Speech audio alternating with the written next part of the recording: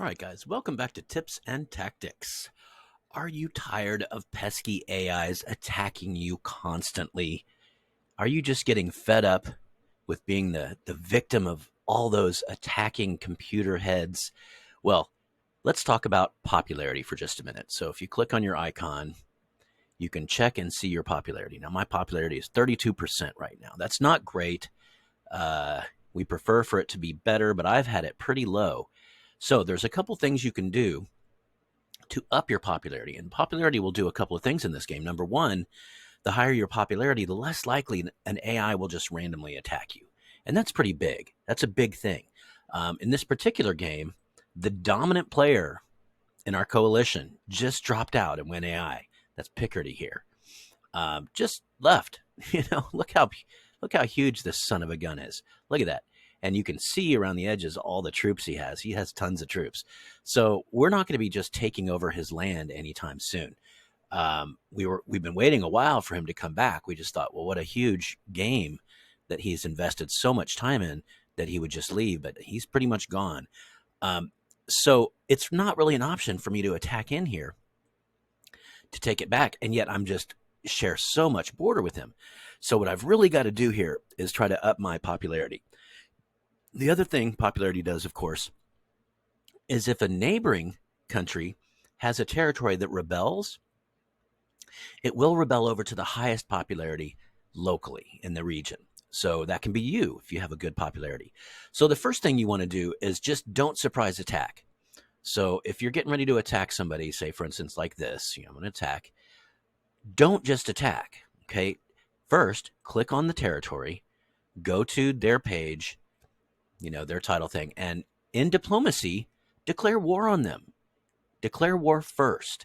That way it's not a surprise attack. A surprise attack makes you take a bigger hit to your popularity. Now, declaring war also, lowers your popularity somewhat.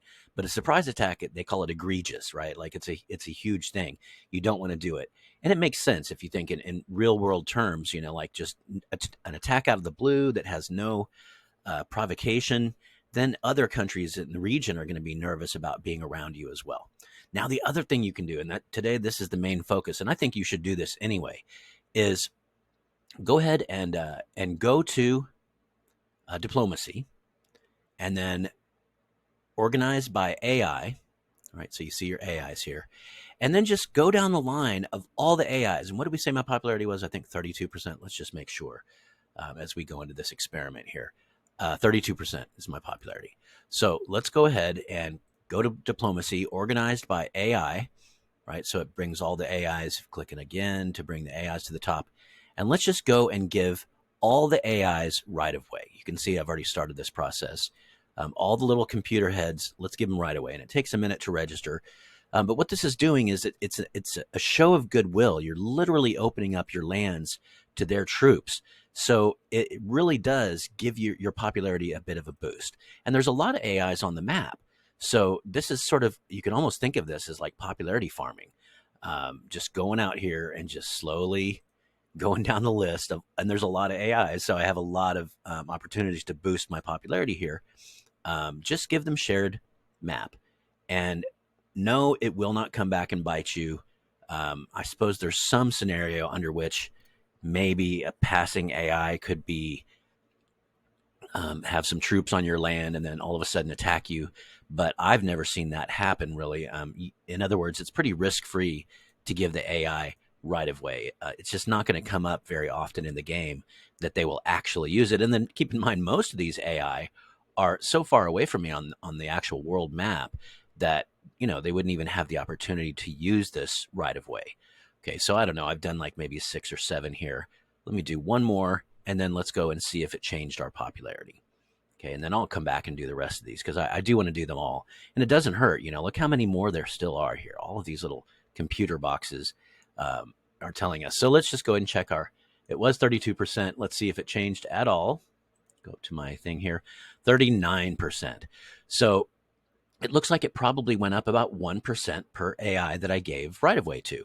But that's great. Like keeping in mind, there might be as many as 20 more AI on the map. So I can bring mine up to 59%, maybe even 60%, which is just a really, really good way to ensure that you are not the guy that gets attacked by the AI. And especially, especially true when a coalition mate goes AFK like this, then you're just in trouble because you're nestled together. You've been protecting each other's borders for so long. You've had each other's back for so long.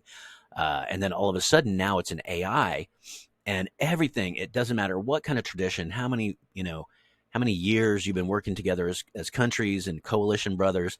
None of that matters. It all goes out the window as soon as they go AFK, as soon as they disappear from the game and the AI takes over.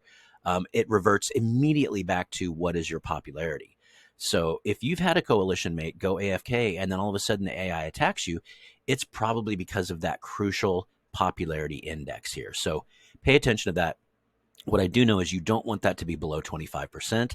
And really, even 39% is not great. I'd much rather have this up more close to 50%. So after I get off the camera, I'm going to keep on going and giving that right of way to the AIs. But that's just a quick little thing here that a lot of people don't think about. We think about morale. Morale does matter, and that has to do with the day-to-day production of resources, the day-to-day production of infantry, and then of course the power, the actual attack power and defense power of your troops. So morale is super important.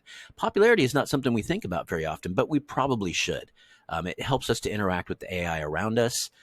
So again, the two main ways of keeping that popularity high or raising it is make sure if you're attacking, don't surprise attack. Make sure and click on it, declare war. If you want to, it'd probably be wise, for instance, to move your troops right up to the border so that after you declare war, you can attack in very quickly. Give them less of a chance to reposition troops defensively or whatever. But certainly, before you attack in, go ahead and declare war. That will help you a lot. You won't have that egregious, surprise attack penalty. And then, of course, give AI right of way. We watched that in real time. I went up 7 percentage points just in that few minutes of giving right of way to AI. So go ahead and do that as well. All right, guys, that's a quick little popularity primer. So good luck, guys. I'll see y'all next time. Adios, amigos.